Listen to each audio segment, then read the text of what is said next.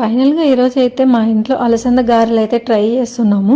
చాలా రోజుల నుంచి అనుకుంటున్నాము చేద్దామని. ఫైనల్గా అయితే ఇవాళ అయితే కుదిరింది. సో నాకు తోడుగా మా పాప నందు అయితే కూడా నాకు తోడుగా ఉంది. సో తను కూడా చాలా హెల్ప్ చేసింది. ఈ టైంలో నాకు ఒక్కదానికి చేసుకోవడం చాలా కష్టం. సో ఒక సండే కాబట్టి నందు కూడా నాకు చాలా హెల్ప్ చేసింది. నేను గారెలు వేస్తుంటే ఆయిల్ అయితే మీద పడుతుంది. సో నాకు అందుకే నందు నేను కూడా వేస్తాం మమ్మీ గారెలు అంటే వద్దని చెప్పాను.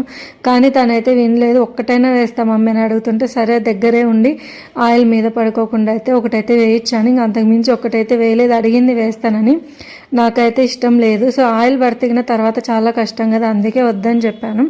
సో ఫైనల్గా అయితే గారెలు అయితే మేము రెడీ చేసాము. లాస్ట్లో నందు చేసిన గారె ఎలా ఉందో లాస్ట్లో చూపిస్తాను. ఫైనల్గా ఇవైతే వేసానండి. సో కొన్ని ఎక్కువ అయితే వేయలేదు, మేము ఉండేది ఇద్దరమే కాబట్టి. ఫైనల్గా గారెలు అయితే సక్సెస్ఫుల్గా వచ్చాయి. నందు వేసిన గారె ఇది, నేను వేసిన గారె అయితే.